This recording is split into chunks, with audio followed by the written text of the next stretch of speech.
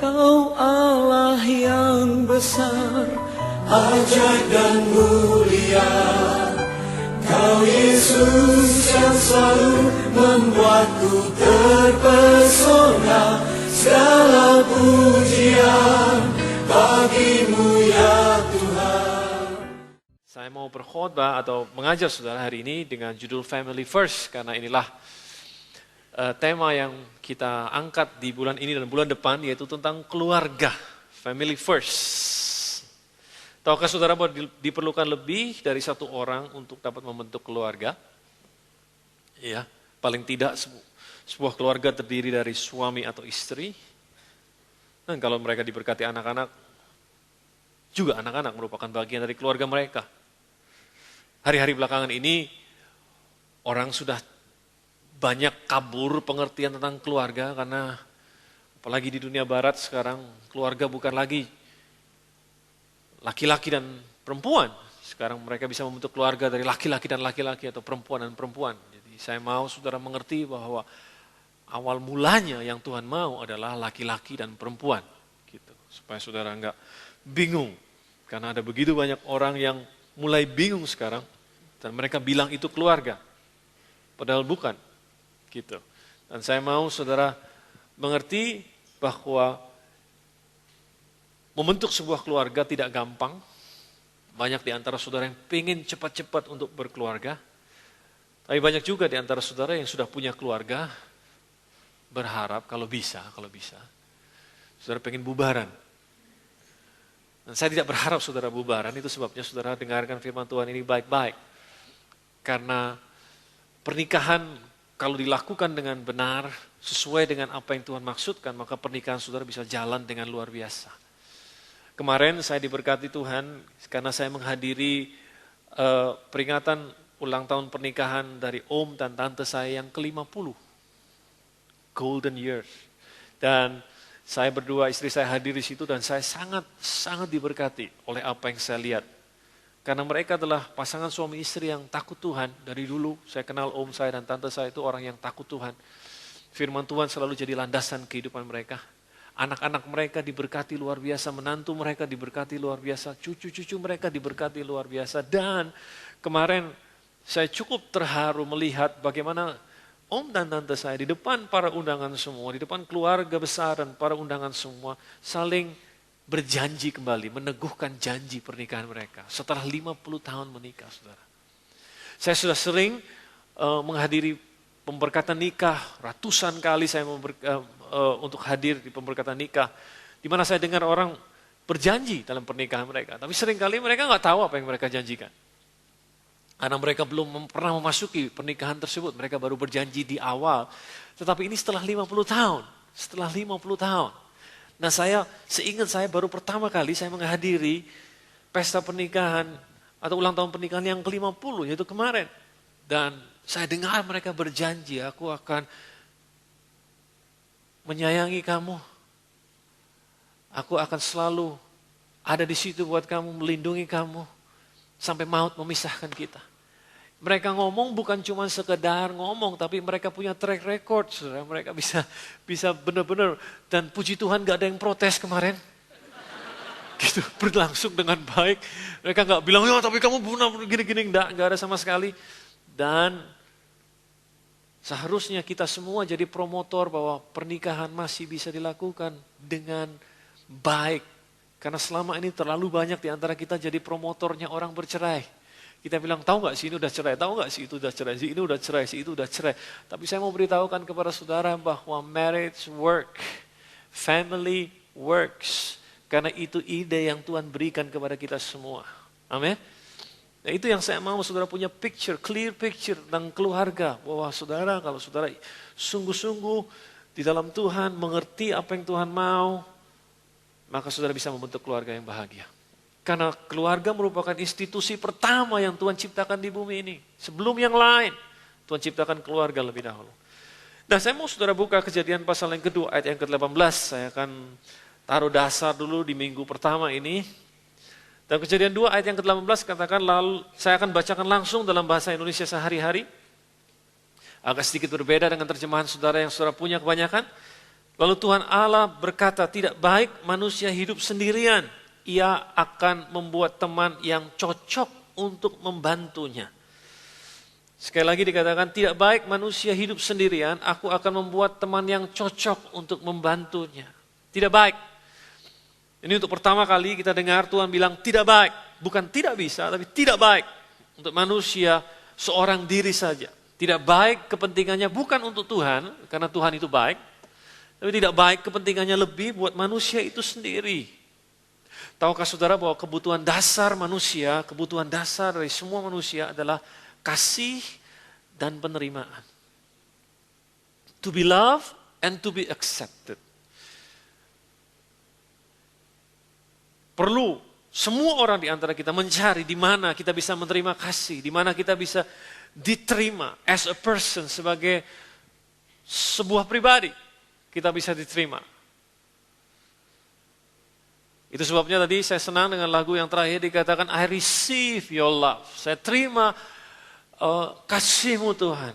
I know I'm accepted. Saya tahu bahwa saya diterima oleh Tuhan. Betapa bejatnya saya, banyak dosa saya, betapa buruknya kita terhadap Tuhan, kita bisa tetap diterima oleh Dia. Kasih-Nya sangat besar buat kita semua. Bahwa Dia bisa menerima kita apa adanya. Kebutuhan yang paling utama dari manusia adalah untuk dikasihi dan untuk diterima. Itu sebabnya kalau seseorang tidak merasa dikasihi di rumah, tidak merasa diterima di rumah, dia akan keluaran untuk cari penerimaan. Dia akan keluar untuk cari di mana dia bisa dikasihi, di mana dia bisa diterima. Itu sebabnya kita bingung kenapa ini anak orang bisa tiba-tiba ikut sebuah geng. Mereka bisa terlibat dalam sebuah geng dan di situ mereka merasa mereka diterima. Di situ mereka merasa bahwa mereka dikasihi, mereka diperhatikan dan lain sebagainya. Itu sebabnya penting kalau kita di rumah,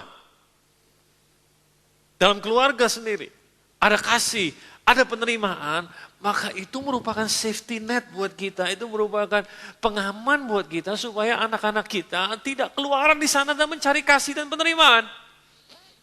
Saya mengerti yang saya maksud? Ya. Seringkali saya berbicara kepada teman-teman, kenapa sih kamu senang datang ke date? Saya tanya, sel group di tempat kita namanya date. Mereka seringkali bilang, karena di date saya diterima. Date seperti keluarga sendiri buat saya. Bahkan ada beberapa yang bersaksi bahwa saya lebih dekat dengan teman-teman di date daripada saudara saya sendiri. Dan lain sebagainya. Karena saya di situ saya merasa diterima. Saya merasa diperhatikan. Luar biasa. Bahkan dari mereka ada yang cerita. Bahkan ada yang tulis di breaking news. Pada saat mereka sedang mengalami down bukan main. Mereka mengalami kesulitan bukan main. Teman-teman dari date melindungi mereka. Menerima mereka. Mengasihi mereka tanpa pamrih dan lain sebagainya. Itu sebabnya mereka merasa bahwa mereka bagian dari situ. Kebutuhan dasar dari manusia adalah untuk dikasih, untuk kasih dan penerimaan. Kejadian 1 ayat 28 katakan seperti ini. Kejadian 1 ayat 28, Allah memberkati mereka. Lalu Allah berfirman kepada mereka, beranak cuculah dan bertambah banyak.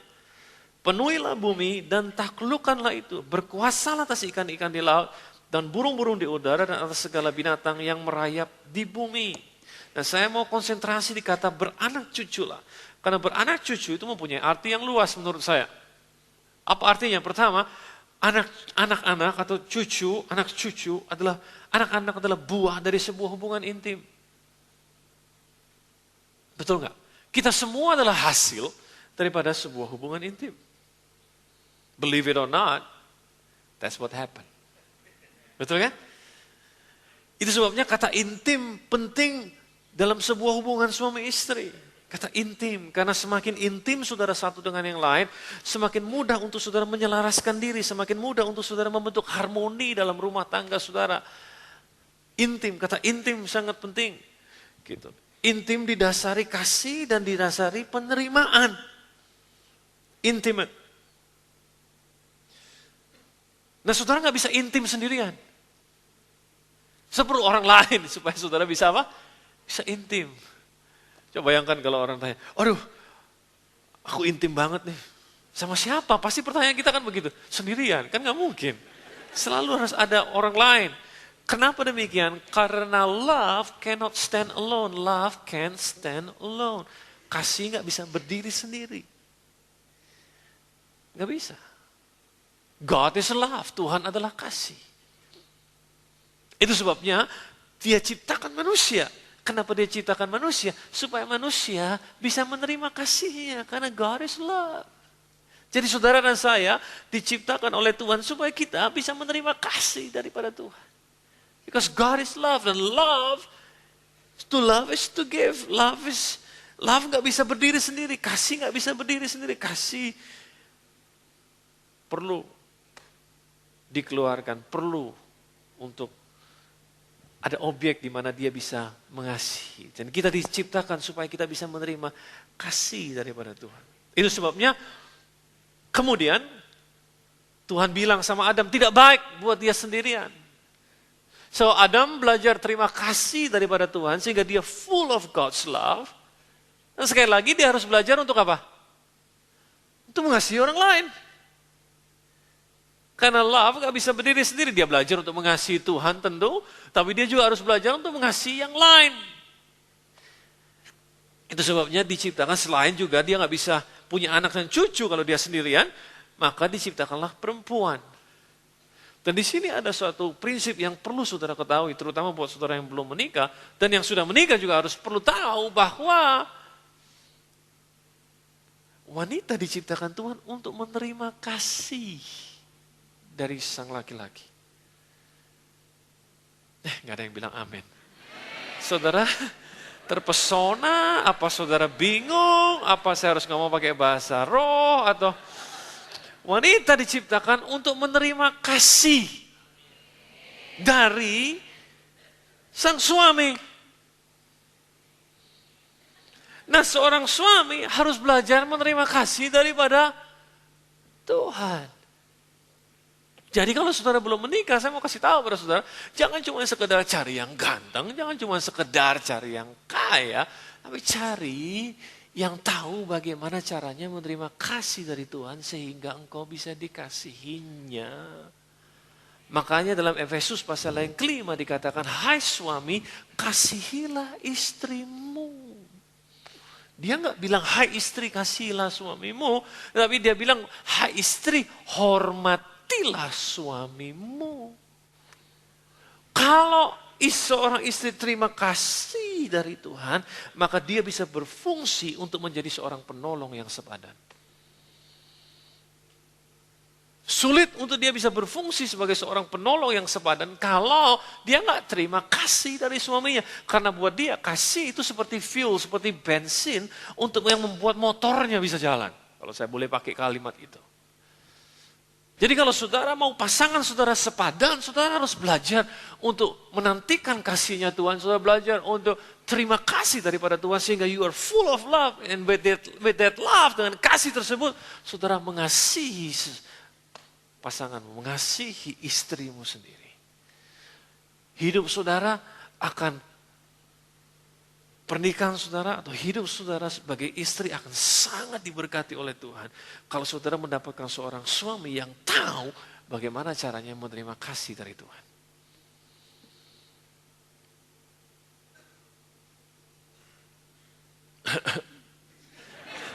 Diam aja. Ya, kalau sudah tahu bagaimana caranya menerima kasih dari Tuhan, maka sudah tahu bagaimana mengasihi istrimu, dan istrimu baru berfungsi sebagai penolong yang sepadan. Saya mau beritahukan, you will save the rest of your life. Kalau saudara ketemu seorang pemuda yang tahu how to receive love from God, how to renew their strength, wait upon the Lord, menunggu Tuhan. They that wait upon the Lord shall renew their strength, katanya. Mereka yang menanti-nantikan Tuhan akan memperbaharui kuatnya.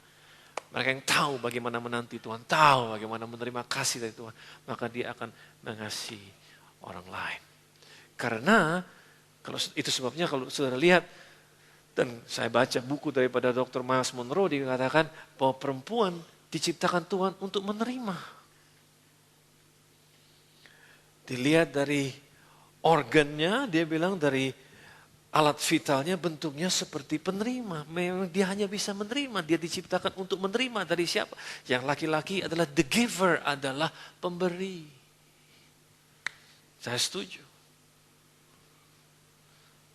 Jadi carilah, kalau sudah menikah, belajarlah jadi orang yang tahu bagaimana caranya approach God sebagai seorang suami, mendekati Tuhan, menerima kasih daripada Tuhan sehingga karena kasih nggak bisa sendiri dan kemudian kau bisa limpahkan kepada orang lain.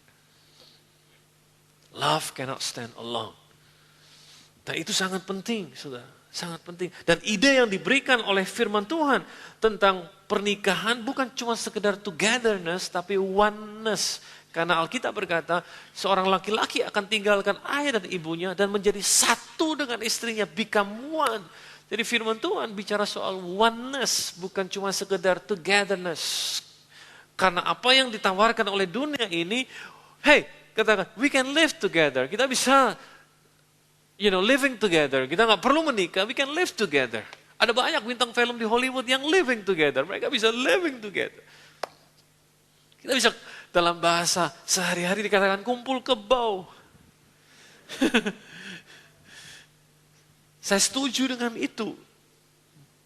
Dengan term itu, bukan dengan caranya. Tapi dengan term itu hanya kebo yang kumpul bareng. But you are not. Saudara manusia. Dan Tuhan desain supaya kita menjadi satu. Bukan cuma sekedar together. Menjadi satu. Dalam pernikahan. Socrates katakan begini. Dia katakan kepada para muridnya. Seorang filosofer. Dia berkata begini. By all means marry. If you get a good wife. It is well and good. You will be a blessed man. But if you get a bad wife. Don't worry.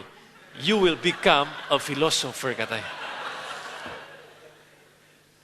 Demikian juga berlaku buat seorang wanita. Kalau dapatkan pria yang baik, you are a blessed woman. Kalau saudara dapatkan seorang pria yang jelek, you might become a philosopher too. Saya mengerti yang saya maksud. Socrates yang katakan itu. Jadi keluarga, beranak cucu buat saya artinya adalah mendatangkan kebaikan. Karena ada kata intim di situ. Karena intim didasari kasih dan penerimaan. Yang kedua, ada anak cucu berarti ada juga orang tua. Betul nggak? Ya. Berarti parenting harus ada di situ karena ada anak cucu, berarti ada orang tua. Apa artinya? Parenthood, artinya kepemimpinan. Kepemimpinan. Di dalam keluarga dibutuhkan kepemimpinan. Berarti di dalam keluarga tersebut, orang tua seharusnya memberikan didikan. Yang pertama. Yang kedua, keteladanan. Pertama didikan, kedua keteladanan. Yang ketiga penyediaan, supply. Penyediaan. Yang keempat adalah perlindungan. Perlindungan, didikan, keteladanan, penyediaan, dan perlindungan. Sekali lagi, didikan, keteladanan, penyediaan, supply, dan perlindungan. Yesus ajar kepada kita bahwa kamu bisa panggil Tuhan itu Bapa di surga. Ingat saya pernah ngajar saudara, Bapa artinya apa? Hah? Masa nggak ingat? Bapa artinya apa? Abba, Father, Pater, Daddy. Apa artinya? Sumber. Sumber. Jadi kalau anakmu panggil engkau Daddy, panggil engkau Papa, itu artinya dia panggil engkau sumber. Engkaulah sumberku.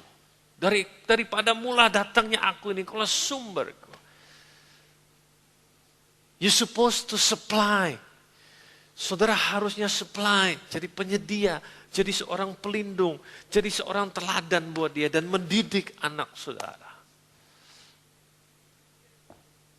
Itu sebabnya anak kecil, kalau ada apa-apa lari ke bapaknya, bilang papa, papi, daddy, ayah. Karena mereka anggap inilah sumber. Dan firman Tuhan katakan, Yesus bilang bahwa engkau bisa panggil dia Bapa. Karena daripadanya lah segala sesuatu. Dialah sumbermu. Dan dia bilang kalau Bapamu yang di bumi aja tahu memberikan pemberian yang baik sama anaknya. Apalagi Bapamu yang di surga. Dia sumbermu. Tapi dia juga mendidik. Dia memberi teladan. Dia supply dan dia melindungi. Karena dialah seorang pemimpin yang baik. Tapi kalau dalam keluarga tidak ada kepemimpinan yang jelas, maka anak-anak jadi CEO. Anak-anak yang kemudian jadi dirut dari keluarga tersebut. Dan bukankah benar bahwa anak-anak yang paling bisa untuk memecahkan kepemimpinan di dalam rumah tangga. Anak-anak kecil, kalau saudara punya anak kecil, perhatikan baik-baik. Anak kecil yang paling bisa untuk memecahkan kepemimpinan. Dia datang ke bapaknya, bilang, boleh nggak aku beli ini? Bapaknya bilang nggak boleh. That's fine. Dia lalu pergi ke mamanya. Ma, boleh nggak aku beli ini? Dan papa dan mama belum ngomong, belum komunikasi. Terus mama bilang, boleh. Dan ini yang dilakukan setelah dia beli, dia main di depan bapaknya. Terus bapaknya bingung. Loh, kan papa udah bilang kamu gak boleh beli, siapa yang beliin? Mami bilang boleh. Tanya aja sendiri kalau gak percaya. Dari mana saya tahu? Saya punya anak. 3. Saya gak usah lihat anak orang, saya lihat anak saya sendiri. Ya. Saya bilang, kalau gitu, your mom and I need to talk. Tidak perlu bicara. Saya tadi bilang gak boleh, kenapa kamu beliin? Ya kamu gak bilang sama saya. Dia gak bilang apa. Saya bilang gak boleh. Enggak, dia cuma bilang, boleh gak beli ini?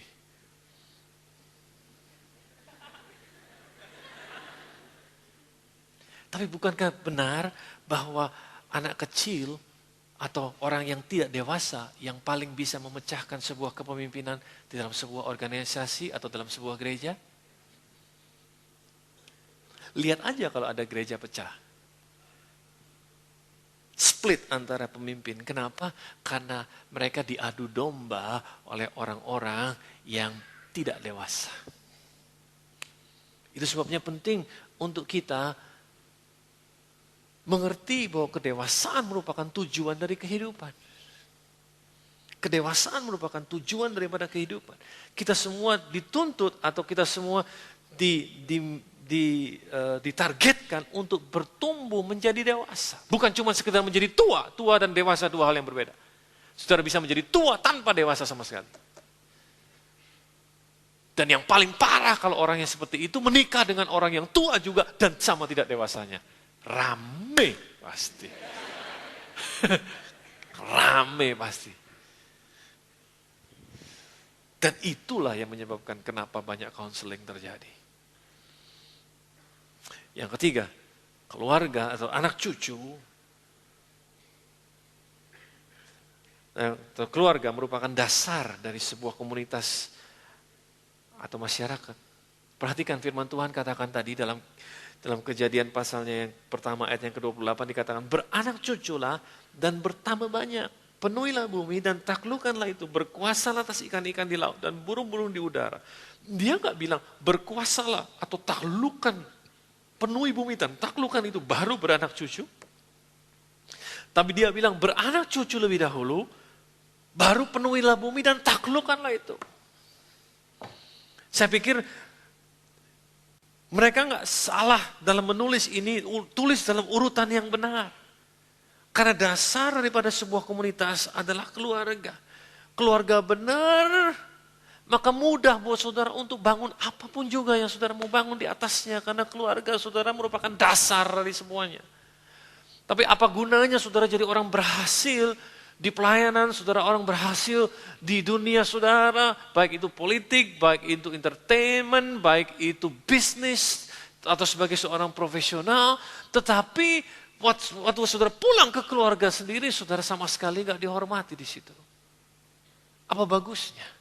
Saudara cari uang jadi orang yang sukses buat keluarga saudara, buat di bisnis saudara, tapi di keluarga saudara kehilangan pijakan saudara. Apa bagusnya? Apa bagusnya buat seseorang seperti saya yang sukses mungkin berhasil dalam melakukan pekerjaan saya, tetapi di keluarga sendiri hancur berantakan. Itu sebabnya kalau kita berkata beranak cucu dan bertamu banyak lebih dahulu, baru penuhilah bumi dan taklukkanlah itu. Your job become easier, pekerjaan saudara jadi lebih mudah kalau di rumah oke. Betul nggak? Saudara berangkat dari rumah sebagai warrior. Tapi saudara nggak bisa berangkat dari rumah dengan hati yang siap untuk bertempur. Dalam bisnis, dalam apapun juga. Kalau saudara di rumah saudara sendiri terjadi perang. Saudara berangkat keluar dari rumah, tutup pintu, udah lemas duluan. Nah bagaimana saudara mau menang dalam pertempuran saudara? Penting untuk kita mengerti ini saudara. Penting untuk kita mengerti karena keluarga merupakan dasar. 1 Timotius 3 ayat yang kelima katakan, yang seringkali gak mau dilihat oleh orang-orang atau leadership di gereja. Dikatakan, jikalau seorang tidak tahu mengepalai keluarganya sendiri, bagaimana ia dapat mengurus jemaat Allah? Simple questions. Kalau seseorang tidak tahu mengepalai keluarganya sendiri, bagaimana ia dapat mengurus jemaat Allah? Dan itu yang menyebabkan kemudian anak-anaknya jadi orang-orang nakal dan gak karu-karuan. Karena anak bisa tahu, anak gak bisa dibohongin, saudara, dia bisa lihat. Jadi lebih penting mana? Lebih penting untuk mengepalai keluarganya sendiri, baru kemudian dia dapat mengurus jemaat Allah. Sebab kalau keluarga sehat, masyarakat sehat. Kalau keluarga sehat, gerejanya sehat. Halo? Keluarga kuat, gerejanya kuat. Itu aja. Gampang dilihatnya. Nah, berulang kali kita lihat di Alkitab, dimulai dari Adam dan Hawa, bagaimana keharmonisan hubungan suami istri atau ketidakharmonisan dapat mempengaruhi segala aspek kehidupan dan berakibat sangat jauh. Bukankah kita semua di sini ada karena apa yang terjadi antara Adam dan Hawa? Yang dampaknya sampai hari ini kita masih bisa rasakan. You know? Antara Abraham dan istrinya. Ya, ketidakharmonisan mereka bisa mempengaruhi kebijakan, mempengaruhi keputusan yang diambil. Ada berapa banyak keputusan-keputusan untuk perusahaan atau untuk negara bahkan mungkin. Saya nggak tahu. Didasari oleh karena hubungan suami istri antara pemimpinnya. Wah, bini gua gak suka nih kalau gini. Kalau gitu bikin peraturan deh. Dan kalian semua begini. Berdasarkan bininya. Gua gak mau berantem sama bini gua, terus bikin peraturan. Tapi kalau dia tidak harmonis, tapi kalau dia harmonis kan dia bisa bikin peraturan yang totally different. Yang mungkin tidak meragukan orang lain. Nah, dalam 2 Timotius pasal yang kedua, ayat yang ke-20, katakan seperti ini. 2 Timotius 2 ayat yang ke-20 katakan, dalam rumah yang besar bukan hanya terdapat perabot dari emas atau perak, melainkan juga dari kayu dan tanah. Yang pertama dipakai untuk maksud yang mulia, dan yang terakhir untuk maksud yang kurang mulia. Kalau saudara baca lagi di bawahnya, dia bicara soal seseorang yang menjauhkan diri dari kejahatan. Orang tersebut dipakai untuk pekerjaan yang lebih mulia dibandingkan dengan yang lain. Dalam bahasa Indonesia sehari-hari, saya baca seperti ini. Dikatakan di dalam rumah yang besar terdapat macam-macam perabot. Ada yang dibuat dari perak atau emas, tapi ada juga dari kayu atau tanah. Ada yang dipakai untuk keperluan istimewa, ada yang dipakai untuk keperluan apa? Biasa. Jadi kalau sebagai anak Tuhan, saudara terus berkembang, terus mendengarkan firman Tuhan dengan baik, diterima dengan baik. Saudara terima kasih dengan baik. Saudara dididik, saudara diteladani yang baik. Saudara disupply, dilindungi. Maka apa yang terjadi? Saudara semakin menjauhkan diri dari kejahatan. Lihat firman Tuhan berlaku untuk memperbaiki kelakuan. Saudara masih ingat firman Tuhan katakan demikian? Firman Tuhan untuk memperbaiki kelakuan. Artinya saudara tambah lama, tambah menaikkan nilai saudara. Dan saudara disimpan untuk suatu pekerjaan yang mulia. Tetapi dalam rumah tangga bukan cuma sekedar ada perabot emas atau perak, juga ada perabot-perabot kayu. Kan gak mungkin dong buat ganjel palang pintu pakai emas, kan gak mungkin. Ganjel pintu ya pakai kayu kan. Sayang benar kalau pakai emas. Nah, saya bisa bawa ayat ini untuk jelaskan hal yang lain tentang nilai dan lain sebagainya. Tapi saya mau bawa sedikit ke dalam urusan kita, yaitu dalam keluarga. Dalam sebuah keluarga ada waktu-waktu yang indah, ada golden moments. Tapi juga ada waktu-waktu yang rutin, waktu-waktu yang biasa saja. Tidak selalu dalam keluarga, meskipun keluarga seorang hamba Tuhan tiap hari adalah golden moment, enggak. Ada waktu-waktu yang indah untuk dikenang, tapi ada waktu-waktu yang rutin, yang jalan seperti biasa, business as usual. Tapi kalau saudara setia dengan business as usual, every now and then saudara ketemu the golden moment. Bisa mengerti yang saya maksud? Dan kehidupan keluarga adalah gabungan dari keduanya. Ada masa-masa yang perlu kita kenang, ada masa-masa yang luar biasa, yang menyenangkan buat kita. Waktu-waktu yang sangat mulia buat kita. Tapi juga ada masa-masa yang biasa. Tapi kalau kita setia dengan yang biasa, kita akan ketemu the golden moments dalam kehidupan kita. Nah, tadi saya bicara soal keluarga secara physical, tapi di dalam Tuhan kita juga kenal keluarga secara rohani. Gereja adalah tempat spiritual family. Betul apa tidak? Iya. Karena dalam Efesus pasal yang kedua ayat 17 sampai 22 dikatakan seperti ini. Ia datang untuk memberitakan damai sejahtera kepada kamu yang jauh dan damai sejahtera kepada mereka yang dekat.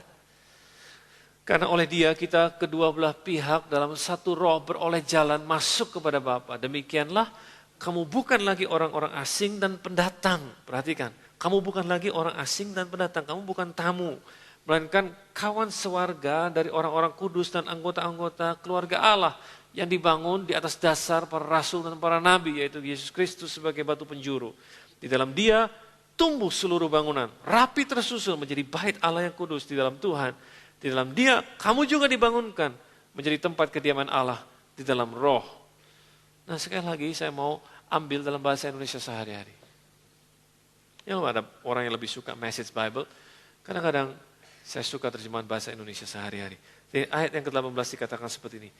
Dengan perantaraan Kristus, kita semua, baik orang Yahudi maupun yang bukan Yahudi, oleh roh Allah yang satu, dapat mendekati Sang Bapa.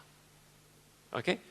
Sebab itu kalian bukan lagi termasuk orang asing atau orang luar, karena di dalam Kristus kita disatukan. Kalian sekarang adalah sama-sama warga umat Allah. Kalian adalah anggota-anggota keluarga Allah. Kalian pun dibangun di atas dasar yang diletakkan oleh rasul-rasul dan rabi-rabi, nabi-nabi. Dengan Kristus, Yesus sebagai batu yang terutama.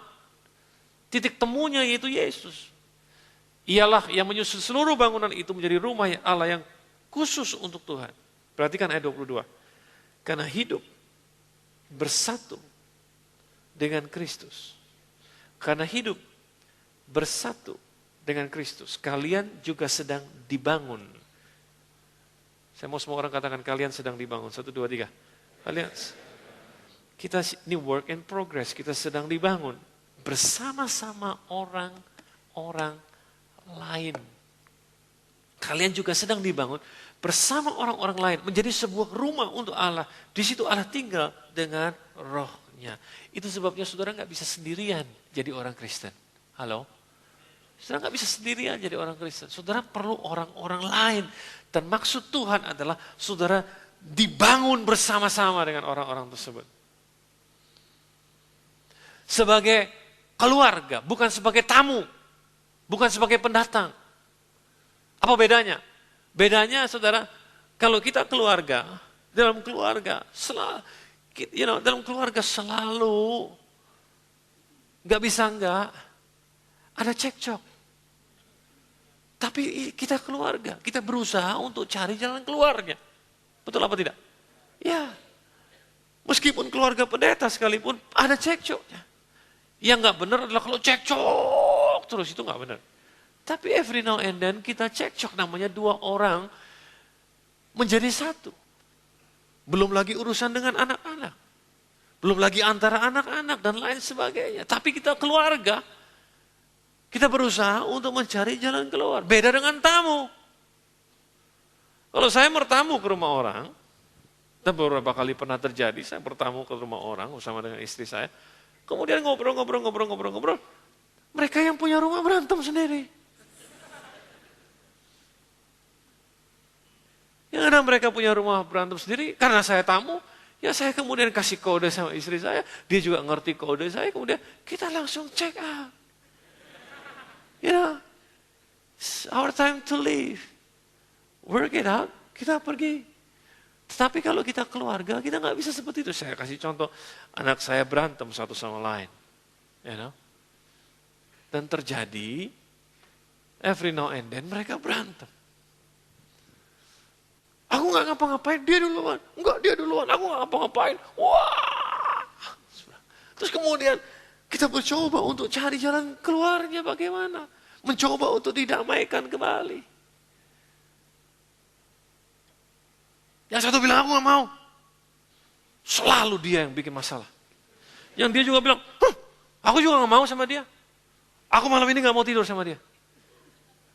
Dan mau tidur di mana? Orang kamarnya cuma satu.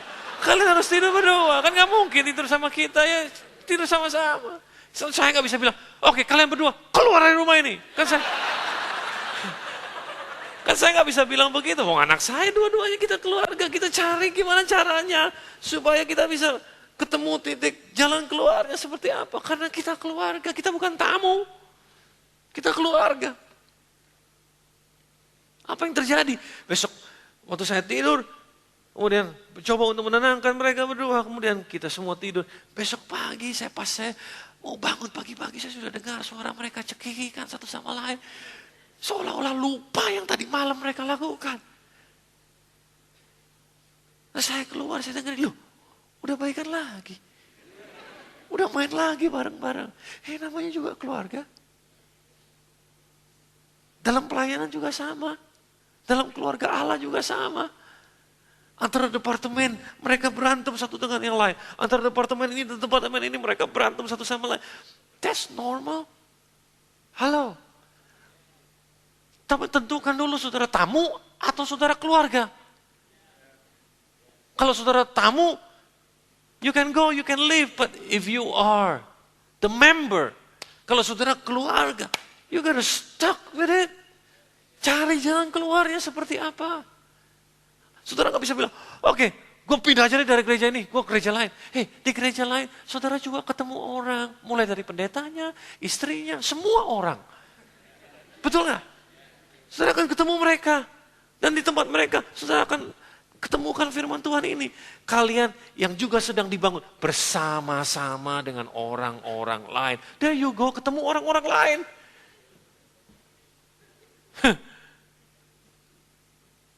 Kalau berantem biasa. Selama saya melayani hampir 12 tahun, jadi seorang gembala sidang, ada aja. Si ini ntar berantem sama si itu ntar berantem sama si ini gak suka sama si ini, dan lain sebagainya. Saya anggapnya biasa saja. Try to work it out. Belajar untuk saling mengampuni sama satu sama lain. Belajar untuk receive the love from God, supaya kita bisa give love. Belajar untuk terima pengampunan dari Tuhan, supaya kita bisa memberikan pengampunan sama orang lain. Because you are one family, one big family. Ya kan? Halo, namanya juga masih ketemu orang. Tapi tentukan dulu saudara tamu atau saudara anggota. Kalau saudara anggota, kalau saudara member. Oke, saya mencoba untuk datang kepada kepemimpinan. Coba untuk work it out. Seperti apa seharusnya. I love this family. I'm stuck with you, kan gitu. With this group, with this family. Coba cari jalan keluarnya. Saya gak suka sama dia, that's alright. Kamu gak perlu suka sama dia, but you need to work together. Halo? Betul kan? Ya, you need to work together. Tapi believe me, setelah sekian lama saya melayani Tuhan, akhirnya mereka yang tadinya ribut bisa jadi best buddy. Saya sendiri yang bingung. Sekarang mereka jadi berteman. Coba tahu kalau dulu saya ikut-ikut dalam pertikaian mereka. Kan pasti saya jadi salah satu dari musuh mereka sekarang. Bisa jadi dimusuhin sama 2 orang itu malah. Untung saya menjauhkan diri dari itu semua dan mencoba melihat sebagai seorang bapak terhadap anak-anaknya. I hope you understand this. Family is a good thing. Family itu yang lebih dahulu ingin dibangun oleh Tuhan. Dia nggak bangun gereja lebih dahulu, dia nggak bangun negara lebih dahulu. Yang pertama kali dibangun oleh Tuhan adalah family. Baru taklukkan, penuhilah bumi, dan lain sebagainya. Itu sebabnya saya yakin, kalau di tempat ini kita semua rukun satu dengan yang lain. Bukan berarti kita nggak pernah bergesek satu dengan yang lain. Tapi kalau kita rukun satu dengan yang lain, kita bisa taklukkan apa saja. Kita bisa menjadi terang buat dunia ini. Halo, it's gonna be huge. Dan Tuhan akan pakai kita untuk perkara-perkara yang istimewa. Bukan untuk ganjil pintu, bukan untuk yang lain, tapi untuk perkara-perkara yang istimewa. That's what I believe. Itu yang saya percaya. Saya minta teman-teman untuk maju ke depan.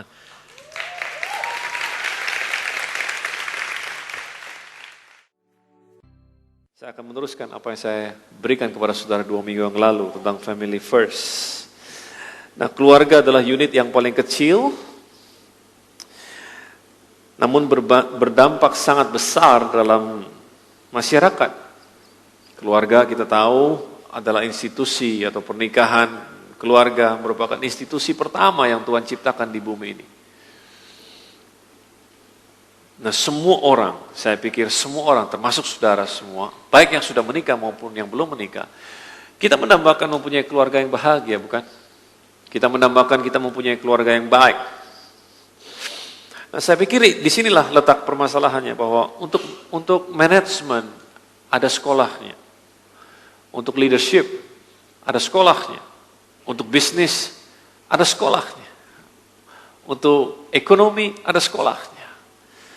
Tapi untuk membentuk keluarga yang berhasil, gak ada sekolahnya. Untuk jadi suami yang baik, gak ada sekolahnya. Untuk menjadi seorang bapak yang berhasil, gak ada sekolahnya. Untuk menjadi mertua yang sukses, gak ada sekolahnya. Kita harus belajar sendiri. We have to figure it out ourselves.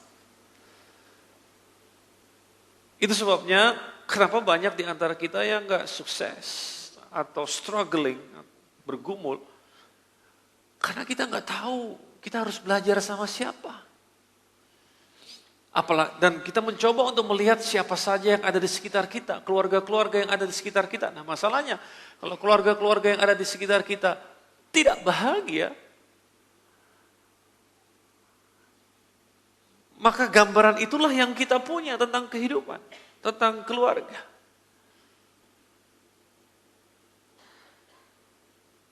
Kita harus melihat kemana lagi? Melihat ke TV, melihat ke sinetron, melihat ke film.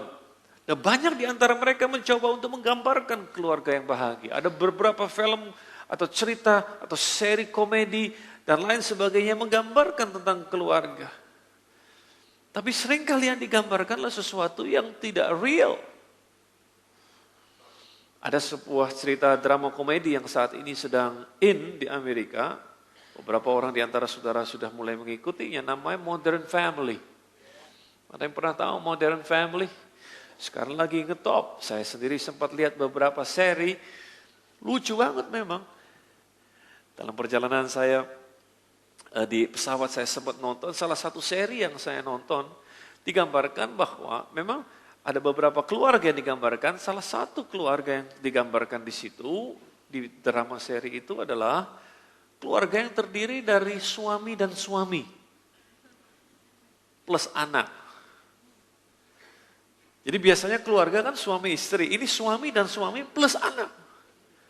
Seperti inilah kira-kira. Ini merupakan satu keluarga tersendiri yang digambarkan di Modern Family. Nah, dalam satu seri yang saya lihat, babynya udah mulai besar. Kemudian mereka kedatangan seorang tetangga perempuan. Kemudian mereka duduk di meja makan, ngobrol-ngobrol, ada babynya lagi makan di situ. Tiba-tiba untuk pertama kali dalam cerita itu si baby bisa belajar ngomong, bisa ngomong. Kata pertama yang keluar dari mulutnya adalah mama. Kedua suami ini bingung. Karena mereka tidak berharap bahwa kata mama yang keluar pertama kali. Kemudian setelah yang perempuan tetangganya pulang, masih ngomong lagi mama kepada kedua suami tersebut. Nah saudara, memang lucu kalau digambarkan seperti itu. Tetapi dalam reality, itu sesuatu yang sangat membingungkan. Betul tidak?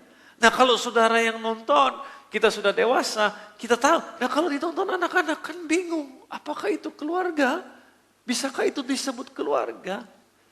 Dan siapa yang disebut mama? Karena dua-dua suami tersebut gak ada yang mau disebut mama. Kepada siapa kita mau lihat? Siapa yang kita jadikan acuan? Siapa yang harus kita pelajari? No wonder kalau di sekitar kita banyak orang struggling, banyak orang bergumul dalam keluarga mereka. No wonder kepada siapa mereka ingin belajar. Meskipun saudara menikah dengan jodoh yang katanya dari Tuhan, tidak berarti segala sesuatu berjalan dengan otomatis. Karena kehidupan membentuk keluarga is not just marrying the right person, but it is also about doing the right thing. Bukan cuma sekedar menikah dengan orang yang benar, tetapi mungkin lebih baik untuk saudara berbuat perkara-perkara yang benar. Daripada sekedar mencari the right person. It is more about doing the right thing dalam membentuk sebuah keluarga.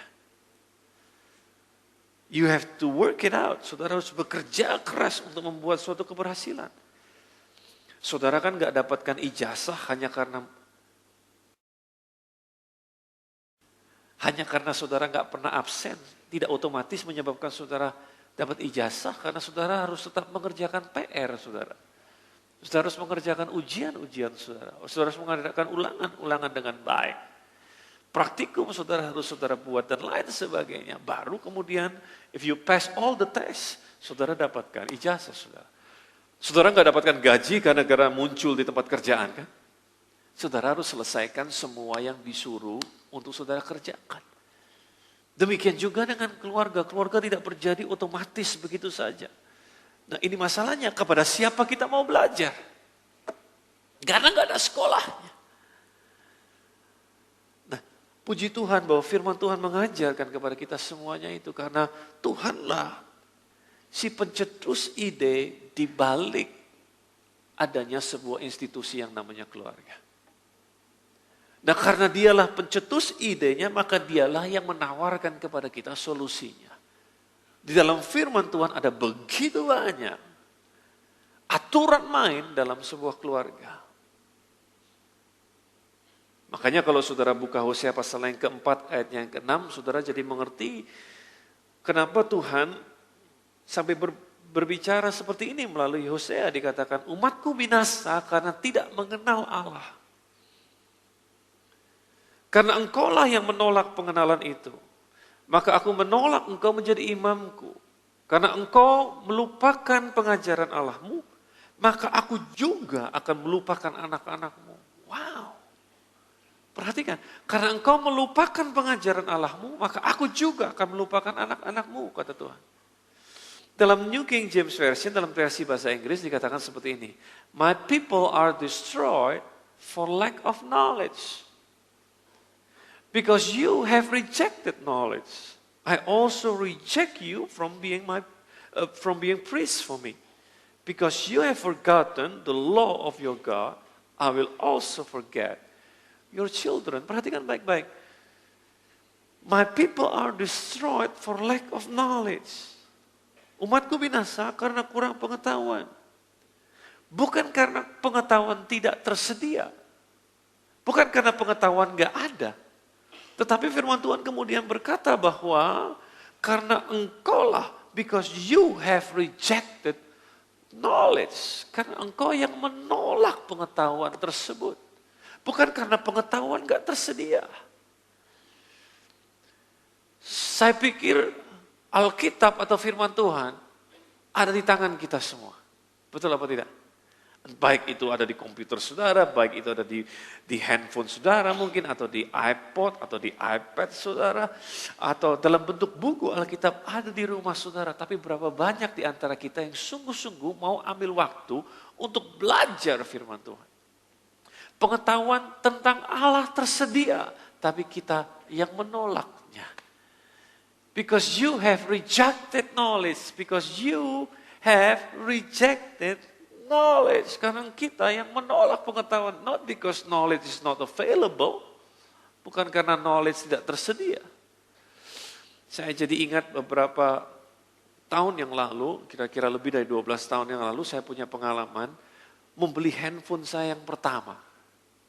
Nah, sekarang hampir semua kita pegang handphone. Oke? Ini terjadi lebih dari 12 tahun yang lalu, pertama kali saya beli handphone. Belum semua orang punya handphone pada saat itu. Saya sedang dalam perjalanan kebetulan dari Inggris mau pulang ke Jakarta, transit di Amsterdam untuk beberapa jam, kemudian pergi ke Singapura. Saya masih ingat saya beli pertama kali handphone saya mereknya Panasonic. Nah, saudara nggak pernah tahu kalau Panasonic mungkin keluarkan handphone, tapi lebih dari 12 tahun yang lalu salah satu handphone yang terbaik Panasonic yang keluarkan. Nah, saya beli handphone kemudian karena cukup mahal saya beli $700 kalau saya nggak salah waktu beli pertama kali itu. Saya udah nggak punya duit lagi, habis duit saya. Jadi sementara teman-teman yang lain masih belanja, saya buka kotaknya, saya charge handphone saya. Saya tungguin kira-kira 2 jam sambil celingukan, ngelihat orang yang jalan dan lain sebagainya. Setelah 2 jam, saya lihat sudah fully charge, kemudian saya nyalakan handphonenya. Tapi nggak bisa nyala. Saya coba nggak bisa nyala. Saya pikir untung saya masih di sini.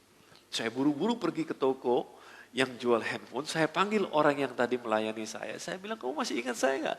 Tadi kira-kira 2 jam yang lalu saya beli handphone ini. Saya bilang, saya sudah charge tapi nggak bisa jalan. Terus dia ambil, terus dia lihat, dia nyalain, coba dia nyalain, matiin lagi. Nggak ada reaksi sama sekali. Saya bilang, nggak ada reaksi sama sekali. Dia juga bingung, tiba-tiba dia ngomong,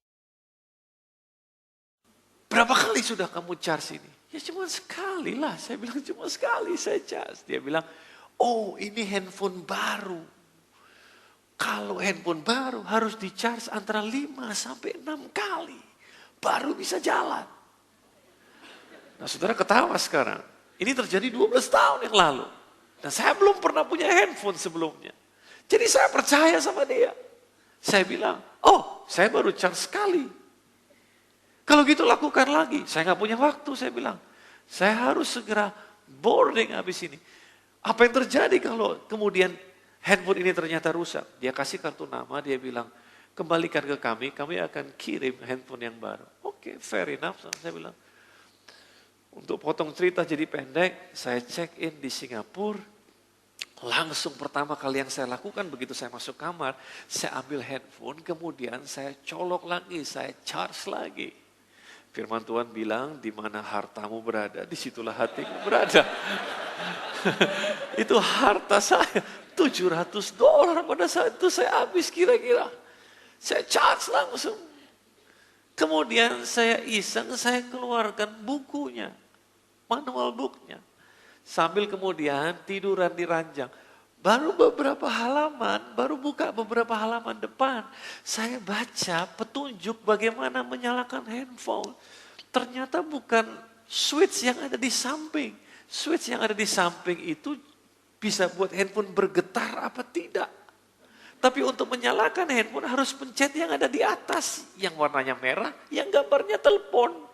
Langsung saya loncat dari tempat tidur saya. Cabut handphone saya karena saya tahu udah saya charge. Kemudian saya tekan yang merah. Beberapa detik kemudian nyala. Saya bilang puji Tuhan, haleluya. Handphone saya nyala. Tapi dengan segera saya ingat yang jual handphone tadi. Betapa sesat orang tersebut. Betul lah. Ini orang menyesatkan saya. Dan begonya saya dengerin dia. Saya percaya sama dia. Saya pikir dia authorized dealer. Dia tahu tentang handphonenya. Seperti orang buta yang sedang menuntun orang buta. Tapi saya mau beritahu pada saudara bahwa hidup kita jauh lebih complicated daripada sebuah handphone. Pernikahan jauh lebih sulit daripada sebuah handphone. Nah kalau handphone yang begitu mudah aja kelihatannya kita dan authorized dealernya, saya dan authorized dealernya cannot figure it out. Karena sebetulnya bukan karena knowledge, pengetahuan gak available seharusnya. Karena buku manual book itu ada di situ bersama dengan kotaknya pada saat saya beli. Tapi ini masalahnya, saya menolak untuk membacanya. Ada berapa banyak di antara kita melayani Tuhan di gereja, aktif, tapi kita gak pernah baca Alkitab kita. Ini gak nyindir, tapi ngasih tahu kebenaran kepada saudara. Kemudian kita pikir kalau kita melayani Tuhan, otomatis kita bisa membentuk keluarga yang bahagia. Kalau kita nggak pernah baca manual booknya, kalau kita nggak pernah baca knowledge yang Tuhan berikan sama kita, maka tidak otomatis membuat segala sesuatunya berjalan dengan baik. Saudara boleh rajin ke gereja, firman Tuhan katakan bahwa umatku binasa karena kurang pengetahuan. Dia nggak bilang umatku binasa karena kurang datang ke gereja, enggak. Umatku binasa karena kurang pengetahuan. Masalahnya kita berhadapan dengan iblis yang bapaknya pendusta. Kalau ada pendusta canggih di sini, saya mau beritahu, iblis lebih canggih daripada dia. Bapaknya pendusta dia. Nah kalau saudara pendusta, apa yang saudara lakukan? Supaya saudara jadi pendusta yang sukses, saudara harus punya target market yang jelas. Siapa target market saudara supaya saudara sukses dalam pekerjaan saudara mendusta? Yaitu orang-orang yang gak punya pengetahuan. Orang-orang yang bisa saudara dustai. There you go. Itu sebabnya Tuhan bilang umatku binasa karena tidak mengenal Tuhan, tidak punya pengetahuan. Bukan karena pengetahuan gak tersedia. Pengetahuan tersedia. Bahkan sejauh tangan kita bisa menjangkau, disitulah pengetahuan ada. Tapi kita yang menolak pengetahuan tersebut. Firman Tuhan katakan, salah satu tugas kita sebagai orang tua adalah mengajarkan kebenaran firman Tuhan kepada anak-anak kita. Karena mereka gak mendapatkannya di mana-mana. Untuk ekonomi mereka bisa belajar di sekolah. Untuk bisnis mereka bisa belajar di sekolah. Untuk leadership ada sekolahnya mereka bisa belajar. Untuk masak-memasak pun mereka bisa sekolah. Tapi kalau untuk menjadi suami atau menjadi istri yang bahagia, kepada siapa mereka harus belajar? Tugas orang tua untuk mengajarkannya kepada mereka. Tapi kalau orang tua sendiri nggak ngerti bagaimana apa yang mau diajarkan kepada mereka. Kalau orang tua sendiri pernikahannya juga nggak benar, keluarganya juga struggling, apa yang mau diajarkan kepada mereka? Dalam kitab Ulangan pasal yang ke-11 ayat yang ke-18 sampai 21.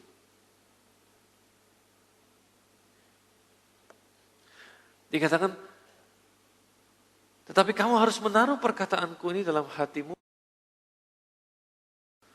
Kamu harus mengikatkannya sebagai tanda pada tanganmu dan haruslah itu menjadi lambang di dahimu. Haruslah menjadi pola pikirmu. Kamu harus mengajarkannya kepada anak-anakmu dengan membicarakannya apabila engkau duduk di rumahmu, apabila engkau sedang dalam perjalanan, apabila engkau berbaring, dan apabila engkau bangun. Engkau harus menuliskannya pada tiang pintu rumahmu, pada pintu gerbangmu. Artinya di mana-mana, di setiap kesempatan, kita harus pakai untuk mengajarkan firman Tuhan. Perkataan Tuhan harus ada di hati dan pikiran kita. Dan kita harus mengajarkannya kepada anak-anak kita dalam setiap kesempatan. Supaya panjang umurmu. Kalau saudara mau tahu rahasia umur panjang, ini dia. Dan umur anak-anakmu di tanah yang dijanjikan Tuhan dengan sumpah kepada nenek moyangmu untuk memberikannya kepada mereka selama ada langit di atas bumi. Tapi apa yang kita mau ajarkan kepada anak-anak? Kalau sebagai orang tua kita nggak tahu kebenaran firman Tuhan. Saya mau beritahu pada saudara bahwa bukan tugas guru sekolah minggu untuk mengajar anak-anak firman Tuhan. Karena guru sekolah minggu cuma bertemu dengan mereka satu jam selama 1 minggu. Kira-kira kalau dipotong dengan praise and worship, karena mereka pun melakukan praise and worship, paling mereka ketemu 45 menit untuk mengajarkan firman Tuhan. But the rest of the week, sisa dari 1 minggu, tugas kita sebagai orang tua untuk mengajarkan firman Tuhan. Nah kalau kita sendiri nggak ngerti, kalau kita sendiri nggak pernah baca firman Tuhan, apa yang kita mau ajarkan kepada mereka? Saya mau encourage saudara semua. Saya nggak cuma mau menyindir, tugas saya bukan untuk menyindir di sini. Saya mau mendorong kita semua, mari kita belajar firman Tuhan baik-baik. Available, tersedia buat kita. Jangan sampai kita yang menolak, kita nggak mau belajarnya. Karena urusannya sampai ke generasi setelah kita, setelah itu. Akibat daripada penolakan kita. Ada 3 fase dalam kehidupan. Saya mau saudara semua tahu. Fase yang pertama adalah fase dependence atau fase ketergantungan. Kita semua bergerak dari fase ini. Kita semua pernah ada di fase ini. Mungkin masih ada di fase ini. Yaitu di mana kita tergantung sama orang lain. Semua kita mulai dalam kehidupan ini bergantung. Semua kita pernah jadi bayi, bukan? Kita tergantung sama orang lain. Kita nggak bisa mandi sendiri kan? Mana ada bayi yang begitu keluar bisa mandi sendiri kan? Nggak ada.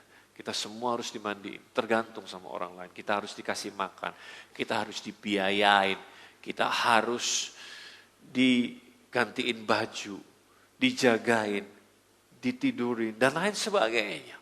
Kita harus dibantu sama orang lain. Ini fase ketergantungan. Tapi tugas orang tua bukan supaya anak tergantung sama kita terus. Tugas kita adalah mendidik mereka supaya mereka kemudian bergerak menjadi dewasa. Supaya mereka bisa masuk dalam fase yang berikutnya, yaitu fase independence atau fase mandiri.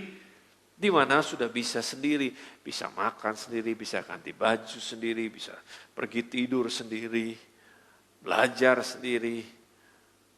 Iya toh?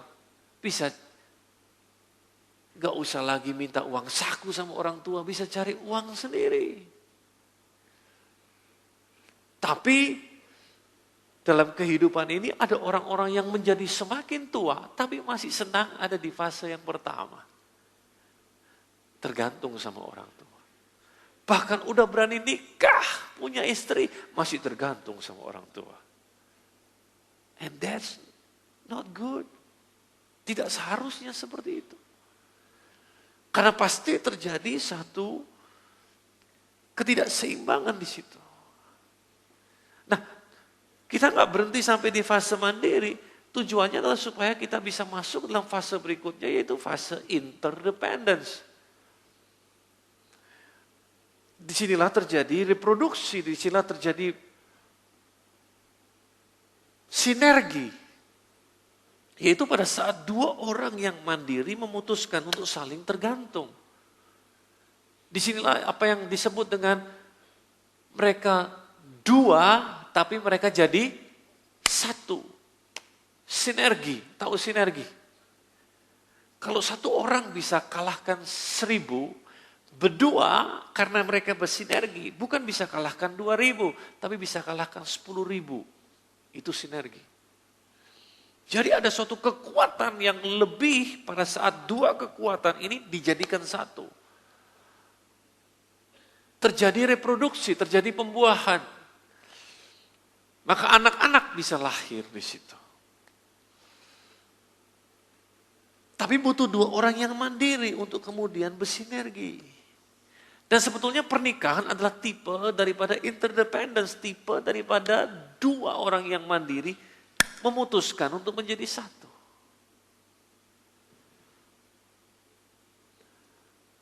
Saudara akan sulit kalau saudara mandiri kemudian menikah dengan orang yang masih ada di fase ketergantungan. Saudara nggak mungkin bisa hidup senang, nggak mungkin bisa hidup bahagia karena salah satunya nggak mandiri.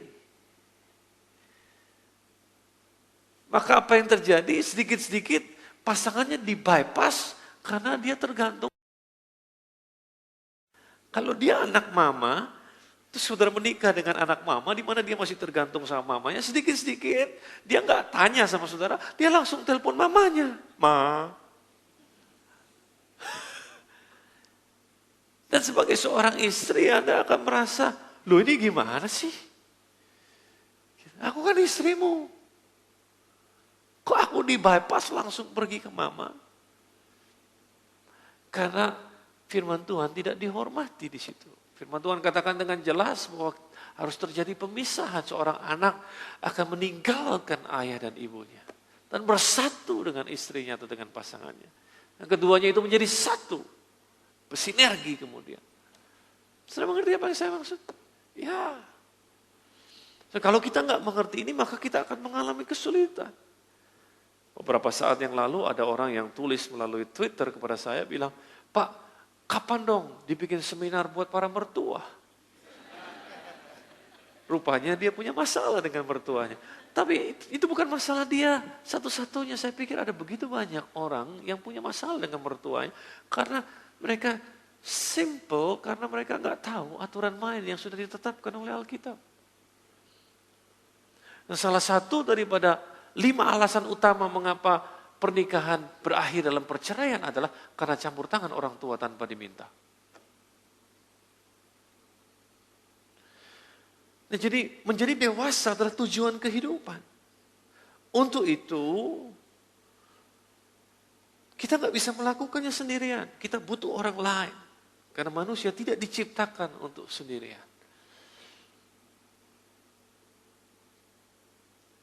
You cannot get what you want alone. You cannot get what you want alone. You need another people. Seorang pakar relationship bernama Keith Ferrazzi, dia katakan begini, if you choose not to connect, you choose to be a mediocre. Kalau engkau memilih tidak untuk connect, maka engkau memilih untuk menjadi seseorang yang lumayan. Kau nggak bisa jadi the best. Karena untuk jadi the best diperlukan orang lain. Untuk saudara bisa jadi lebih tajam diperlukan orang lain. Nah, saya mau berikan kepada saudara dasar dalam membina hubungan, terutama dalam konteks keluarga. Nah, perhatikan baik-baik. Dasar dalam membina hubungan terutama dalam konteks keluarga. Yang pertama, diperlukan kasih atau keintiman. Nah, kemampuan kita untuk connect, kemampuan kita untuk nyambung sangat menentukan keintiman. Saudara akan intim dengan orang kalau saudara bisa nyambung dengan orang tersebut. Tapi ini masalahnya, kelihatannya mudah. Tapi masalahnya di zaman sekarang ini untuk nyambung merupakan sesuatu yang harus saudara dengan paksa melakukannya. Karena begitu banyak hal yang menghalangi kita. Apa yang menghalangi kita daripada nyambung? Karena keintiman kita perlu. Tapi untuk bisa intim, saudara kudu connect. Tapi untuk connect ada banyak hal yang menghalangi saudara. Antara lain apa? Antara lain BlackBerry, saudara. Antara lain iPod, saudara. Antara lain iPad, saudara. Antara lain komputer, saudara. Antara lain koran, saudara. Antara lain televisi, saudara. Antara lain internet, saudara. Antara lain Facebook, saudara. Antara lain Twitter, saudara, dan lain sebagainya. Itu yang mengganggu kita untuk connect. Berapa banyak di antara kita yang di rumah ada di rumah, tapi nggak saling connect satu sama lain. Masing-masing sibuk sendiri. Sang anak sibuk nonton programnya sendiri, sang ibu sibuk nonton programnya sendiri. Mereka ada di rumah, tapi mereka nggak connect. Sang istri dan sang suami tidur satu ranjang, ada di ranjang yang sama, tetapi masing-masing sibuk dengan Facebooknya mereka sendiri-sendiri. Melalui iPod atau melalui BlackBerry dan lain sebagainya. Ada di rumah, tapi nggak connect dengan orang di rumah. Nggak ada keintiman terus terjadi. Dan ini sangat membahayakan, saya juga mengerti ini. Saya dan istri saya berdua sangat mengerti ini sehingga kita perlu saling mengingatkan satu sama lain dengan apa yang ada di sekitar kita. Sangat-sangat berbahaya karena kita nggak lagi bisa intim satu sama lain.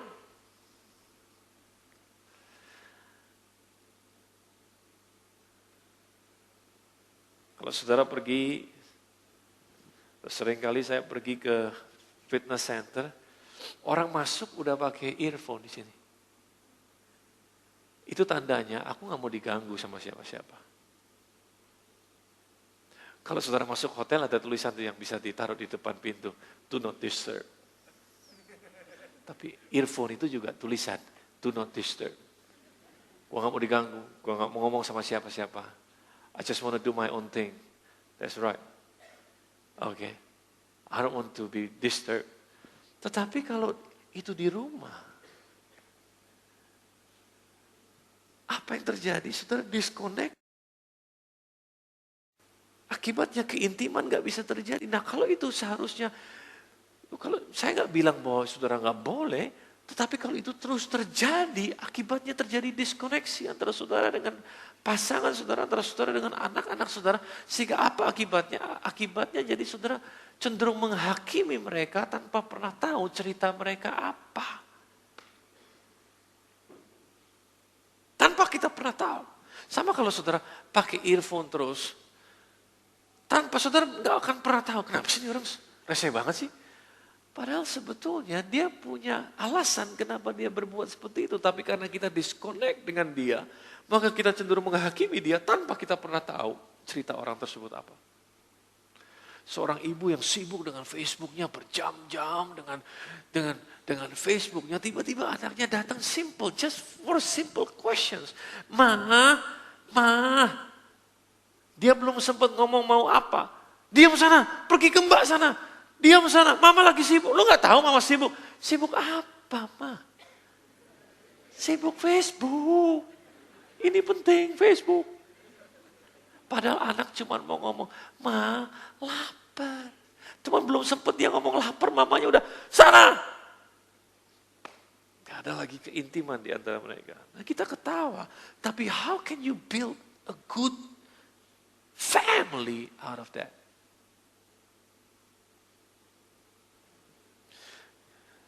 Karena untuk connect, kita perlu ambil waktu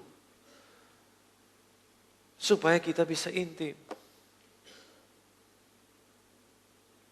Bukankah kita semua sadar bahwa kita harus belajar untuk lebih connect lagi satu sama lain? Ya apa tidak? Terutama dalam konteks keluarga kita. Mau mendengarkan cerita, mau tahu apa sih yang sedang terjadi. Saya memutuskan, tahun-tahun yang lalu, saya memutuskan, begitu saya sampai rumah, saya matikan handphone saya. Itu sebabnya mereka-mereka yang dekat dengan saya tahu, kalau saya ditelepon gak ada, berarti jangan diganggu, karena dia gak mau diganggu, dia udah sampai rumah, dia gak mau diganggu. Apapun yang terjadi, nah istri saya ada di sini, begitu saya sampai rumah, langsung saya matikan handphone saya. That's it. Saudara gak bisa telepon saya. Karena saya gak mau diganggu, karena ada begitu banyak orang sampai di rumah, badannya ada di rumah, tapi dia gak connect dengan orang di rumah, dia sibuk dengan yang lain, dia sibuk dengan rekan-rekannya, sibuk dengan temannya, sibuk on the phone all the time, dan lain sebagainya. Nah saya mau bilang sama saudara bahwa saya bukan super, saya juga harus mengingatkan diri saya sendiri. Istri saya beberapa kali tegur saya dan kemudian saya harus relakan. Begitu sampai rumah, gak ada komputer. Dia bilang, ya udah. Komputer. Tapi kadang-kadang kalau saya perlu kerja, kayak mempersiapkan khotbah dan lain sebagainya, dia mengerti. Tetapi yang saya tahu dia nggak mau adalah, dia nggak mau saya lakukan yang nggak perlu, hanya just for the sake of browsing dan lain sebagainya. Keintiman sangat penting. Yang kedua adalah be generous, berkemurahan hati. Berkemurahan hati. Be generous in your love. Generous dalam kasih saudara. Be generous in your attention. Be generous in your time. Dalam waktu saudara.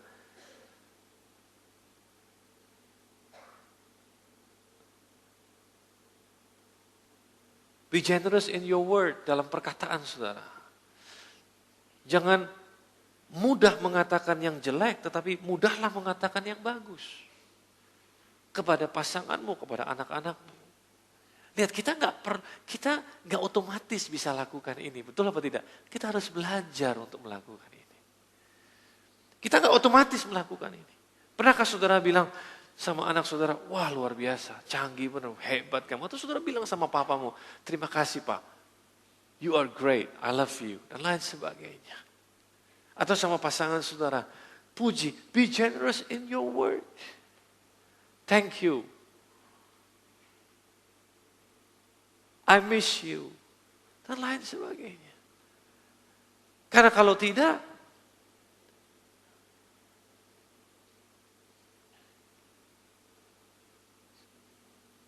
orang akan merasa bahwa dia nggak diperhatikan, dia nggak dikasihi.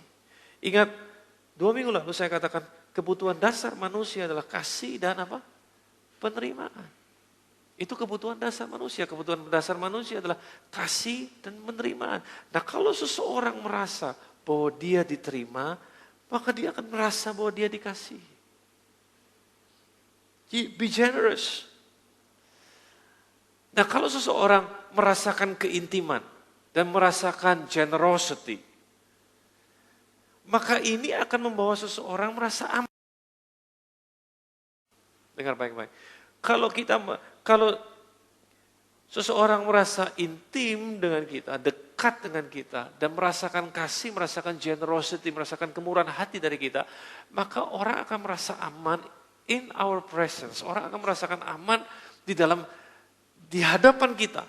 Nah, rasa aman ini akan membuat orang tersebut jadi terbuka.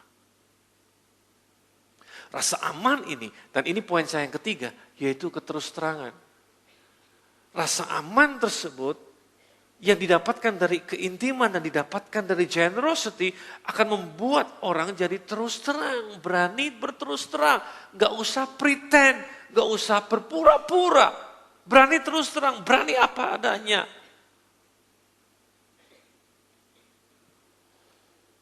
Become vulnerable. Dalam bahasa Inggris dikatakan.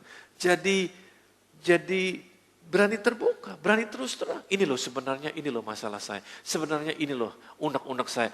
Kenapa nggak banyak kita berani berterus terang? Karena kita nggak mendapatkan tempat yang aman untuk kita berterus terang. Betul apa tidak? Ya. Karena kita nggak merasa aman. Bahkan banyak orang tua yang sudah nggak lagi menjadi tempat buat anaknya untuk berterus terang karena anaknya nggak merasa aman dengan mereka. Ada berapa banyak orang tua yang datang kepada saya, titip pesan sama anak-anaknya. Kenapa mesti tektok? Kenapa mesti karambol? Karena dia udah nggak lagi mendapatkan tempat, anaknya nggak merasa aman di situ. Saudara, bukankah benar prinsip daripada keterbukaan adalah rasa aman? Itu prinsip daripada keterbukaan, adalah rasa aman. Saya kasih contoh, kalau kita mau ganti baju, kita nggak ganti baju di sembarang tempat, bukan? Kita cari tempat yang aman. Kenapa kita cari tempat yang aman supaya nggak dilihat orang? Karena kita mau dalam keadaan terekspos. No wonder kalau orang nggak mau terbuka sama kita, nggak mau terus terang, karena orang nggak merasakan aman ada di sekitar kita. Nggak merasakan keintiman, nggak merasakan kasih. Nah penting untuk kita connect dengan anak-anak kita atau dengan orang tua dan lain sebagainya. Kepada siapa saudara dalam bentuk keluarga saudara sendiri. Penting untuk saudara connect. Dan kemudian orang tersebut merasakan kasih, merasakan your generosity. Sehingga orang bisa terbuka dengan saudara. Kalau pada saat dia terbuka, mudah buat kita untuk mendidik orang tersebut. Mudah untuk kita menegur orang tersebut. Maka teguran kita tidak akan menyakitkan buat mereka. Mereka tahu bahwa kita mengasihi orang tersebut. Maka didikan kemudian muncul. Maka disiplin kemudian muncul. Akan lebih mudah untuk mendisiplin, akan lebih mudah untuk mengajar, lebih mudah untuk mendidik. Kalau kita intim dengan orang tersebut dan orang tersebut sudah kita penuhi dengan our generosity. Amsal pasal yang ke-29 ayatnya yang ke-15 katakan seperti ini. Tongkat dan teguran mendatangkan hikmat. Tetapi anak yang dibiarkan mempermalukan ibunya. Jadi kita perlu mendidik, kita perlu menegur. Tetapi nggak selalu berhasil teguran dan didikan kita. Karena apa? Karena orang yang kita tegur udah nggak berterus terang dengan kita. Udah tertutup dengan kita. Saya mau bacakan buat saudara Kolose pasal yang ketiga ayatnya yang ke-16. Sampai ayatnya yang ke-25. Saya akan bacakan buat saudara. Dikatakan begini. Hendaklah perkataan Kristus diam dalam segala kekayaannya di antara kamu. Perhatikan sekali lagi. Hendaklah perkataan Kristus diam dalam segala kekayaannya di dalam kamu. Apakah engkau kaya dengan perkataan Kristus? Halo? Sehingga kamu dalam segala hikmat mengajar. Jadi kita perlu dengan segala hikmat mengajar. Menegur seorang akan yang lain. Nah ayat ini susah. Ayat ini sungguh susah. Tapi finally saya pikir I can figure it out now.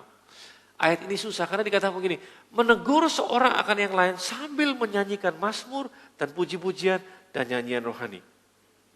Gimana caranya coba? Dari dulu saya udah baca ayat ini udah lama. Berkali-kali waktu saya baca ayat ini saya bilang Tuhan, gimana caranya menegur sambil menyanyikan mazmur dan puji-pujian dan nyanyian rohani. Sampai suatu kali ada seorang hamba Tuhan di sini, sepasang suami istri bernama Bayless dan Janet Conley, ngajar soal mendidik anak. Salah satu poin yang saya selalu ingat, dia bilang, jangan lampiaskan amarahmu pada saat kamu menegur anak-anakmu. Itu strike di saya betul-betul. Jangan lampiaskan amarahmu pada saat kamu menegur anak-anakmu. Artinya menegur perlu, tapi hati tetap dingin, tetap cool. Mungkin itu yang disebut dengan hati masih bisa bernyanyi. Tapi kita perlu menegur. Karena tanpa teguran, dia akan mempermalukan kita suatu hari. Kita perlu meluruskan dia, kita perlu, tapi hati tetap cool. Ada berapa banyak di antara orang tua, saya pun pernah demikian sampai saya dengar berita tersebut. Kita melampiaskan kemarahan kita di dalam teguran kita. Betul apa tidak? Ya.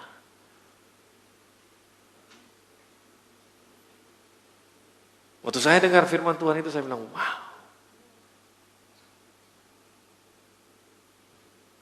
Sekali lagi saudara, firman Tuhan ini memberikan kepada kita petunjuk bagaimana caranya menjadi seorang bapak yang baik. Menjadi seorang ibu yang baik. Jangan lampiaskan amarahmu pada saat kau menegur anak-anakmu.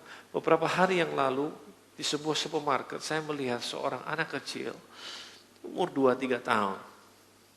Nakal memang itu anak, tapi menurut saya nakal biasa anak umur 2-3 tahun. Nah, tapi ibunya sibuk dengan dirinya sendiri. Sehingga itu anak minta perhatian, gak mendapatkan perhatian. Kemudian ibunya marah, dan waktu ibunya marah, dia lampiaskan amarahnya, dia geret itu anak, dia marahin di depan orang, dia ngomong kencang-kencang pada anak. Sementara itu anak defenseless, gak ada pertahanan sama sekali. Gak punya pengacara dia yang bisa membela dia. Dan lain sebagainya. Ditarik sama ibunya dengan kekuatan penuh. Saya bilang, wow. Saya cuma bisa ngeliatin aja dengan rasa iba. Saya berharap waktu saya ngeliatin dia tahu saya ngeliatin. Saya berharap dia berhenti dan puji Tuhan dia kemudian tahu bahwa ada orang yang ngeliatin dan dia berhenti.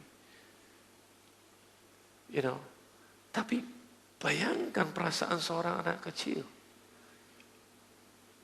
Yang mungkin cuma mau sesuatu, mungkin dia kebelet pipis, mungkin dia mau kasih tahu mamanya, tapi mamanya sibuk sendiri. Kemudian mamanya merasa kamu ganggu saya, dan kemudian dia lampiaskan marahnya. Apa kata firman Tuhan?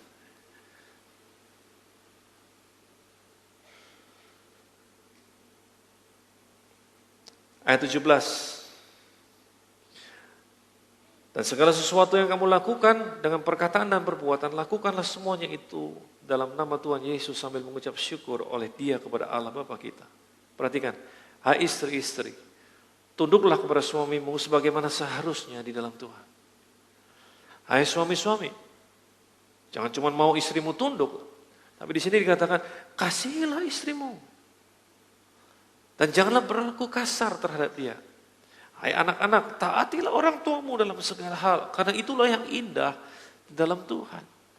Hai bapak-bapak, jangan sakiti hati anak-anakmu supaya jangan tawar hatinya. Sebab kalau dia udah tawar hatinya, sulit buat saudara untuk mengajar dia, sulit buat dia untuk jadi terbuka, sulit buat dia untuk berterus terang. Saya pun perlu diingatkan oleh firman Tuhan ini senantiasa. Kalau saya mau anak-anak bisa berterus terang dengan saya harus menjaga keintiman dengan mereka. Saya harus mau masuk ke dalam dunia mereka. Saya harus mau tahu cerita mereka apa. Karena seringkali sebagai orang tua kita pikir cerita kita yang penting, cerita mereka nggak terlalu penting. Tapi cerita mereka pun penting. Hai hamba-hamba, taatilah Tuhanmu yang di dunia ini dalam segala hal. Jangan hanya di hadapan mereka saja untuk menyenangkan mereka, melainkan dengan tulus hati karena takut akan Tuhan. Ayat 23 ayat yang sangat penting, terutama kalau saudara bekerja. Ayat 23 katakan seperti ini, apapun juga yang kamu perbuat, perbuatlah dengan segenap hati seperti untuk Tuhan dan bukan untuk apa? Manusia. Ayat ini jadi pegangan saya waktu saya kerja di bank dulu, dari sejak pertama kali saya masuk sampai saya keluar, ayat ini jadi pegangan saya. Kolose 3 ayat 23. Saya nggak peduli bos saya modelnya kayak apa, nggak peduli pimpinan saya modelnya kayak apa, saya nggak peduli, saya bilang Tuhan, saya bekerja seperti untuk Tuhan dan tidak seperti untuk mereka. Mereka akan mendapatkan yang terbaik dari saya, regardless mereka seperti apa. Tapi giliran kenaikan gaji, saya nggak lari ke mereka, saya lari ke Tuhan. Saya bilang, Tuhan, Engkau yang sudah menilai aku selama ini, Kau pakai bosku untuk menilai aku. Apa yang terjadi? Dia mau nulis naik 5%, karena dipelintir Tuhan, dia tuh jadi tulis 50%. Betul. Dia mau nulis 5%, jadi naik 15%. Dan saya mau beritahu, selama saya bekerja, hampir tidak pernah saya naik ikut standarnya mereka. Selalu ada di atas standar mereka. Bahkan sempat saya, dalam 1 tahun, saya naik sampai 3 kali. Karena ayat ini, bukan karena hebatnya saya, karena ayat ini jadi pegangan saya. Ada di hati, ada di kepala. Apapun yang kamu lakukan, lakukan seperti untuk Tuhan dan bukan untuk manusia. Apapun yang terjadi di atas sana. Karena firman Tuhan kemudian di ayat 24, perhatikan ayat 24-nya. Kamu tahu bahwa dari Tuhanlah kamu akan menerima bagian yang ditentukan bagimu sebagai upah. Dari siapa? Dari Tuhan. Berarti Tuhan juga bisa pakai bosmu untuk menekan gajimu. Karena engkau hanya bekerja baik kalau ada dia. Kalau nggak ada dia, engkau ngerujak. Engkau jualan di rumah, di kerjaan. Engkau arisan. Kalau nggak ada Tuhan juga lihat. Makanya datang upah yang seperti itu. Dan kau marah sama bosmu. Bos apaan ini? Padahal engkau nggak tahu. Tuhanlah yang melihat, yang menentukan bagian bagimu sebagai upah. Kristus adalah Tuhan dan kamu hambanya. Barang siapa berbuat kesalahan, ia akan menanggung kesalahannya itu. Karena Tuhan tidak memandang orang. Wah. Jadi kita sudah belajar apa? Dalam dasar membina hubungan adalah keintiman, kasih dan keintiman. Kemudian kita perlu kemurahan hati, kita perlu melemparkan kemurahan hati. Be generous sama orang yang kita kasih. Sama anggota keluarga kita. Kemudian dengan demikian dia bisa terbuka, bisa terus terang kepada kita. Kalau dia berani terus terang, dengan mudah kita bisa mendidik dia, bisa mengajar dia, bisa mendisiplin dia kalau kita perlu. Yang keempat, yang terakhir, kita perlu pertanggungjawaban, kita perlu responsibility, kita perlu tanggung jawab. Karena untuk menjadi dewasa, salah satu tanda utama untuk menjadi dewasa adalah keberanian seseorang untuk menerima tanggung jawab. Bahwa dalam hubungan tersebut, apapun yang terjadi dalam hubungan tersebut, karena saya terhubung dengan dia, apapun yang terjadi, saya ikut ambil bagian. Kalau if something goes bad, kalau sesuatu berjalan dengan tidak baik, saya ikut ambil bagian. Karena saya ada di situ. Tidak berusaha cari kesalahan orang lain, tidak berusaha untuk cari kambing hitam dan lain sebagainya. Belajar untuk responsible. Sekali lagi, itu perlu untuk sebagai dasar daripada sebuah hubungan. Responsibility. Melatih saudara untuk jadi dewasa. Iya memang benar, salah saya. Udah berhenti, stop di sini. Memang saya salah. Udah gak usah tunjuk-tunjukkan lagi. Tapi kalau anak kecil, kalau saudara lihat anak kecil, mereka gak mau ngaku mereka salah. Meskipun mereka salah. Gak tahu, aku gak ngapa-ngapain kok. Yang begitu sendiri, gak tahu beneran. Aku gak ngapa-ngapain. Loh, kalau gak diapa-apain kenapa bisa begitu? Gak tahu. Aku gak ngapa-ngapain. Itu anak kecil. Makanya sebagai orang tua kita harus mendidik mereka, melatih mereka untuk berterus terang. Tapi pas mereka, mengapa mereka dengan cepat seperti itu? Karena kita mungkin terkenal dengan the angry dad. Yang sukanya marah sehingga anak untuk terus buset, gua nggak salah aja salah. Apalagi gua salah. Gua nggak salah aja dia begitu, apalagi gua ngaku salah. Mendingan gua nggak usah ngaku. Gila, daripada gue ngaku dia gak salah. Gue gak salah aja dia marahnya kayak gitu. Apalagi gue salah. Karena itu gak ada. Maka dia gak berani terbuka. Semakin dia gak terbuka, berarti ada habit dia yang gak bisa dikoreksi. Nah, semakin gak terkoreksi, semakin terbawa menjadi tua. Semakin susah, jadi kerak. Semakin susah untuk dilepaskan. Dan itu terbawa. Kemudian dia menikah, yang menjadi korban adalah pasangannya. Dia terbiasa untuk tidak bertanggung jawab. Terbiasa untuk menutupi segala sesuatu. Terbiasa untuk bohong. Saya berharap saudara mengerti. Waktu saya habis. Saudara terima sesuatu pada siang hari ini? Mari kita berdoa.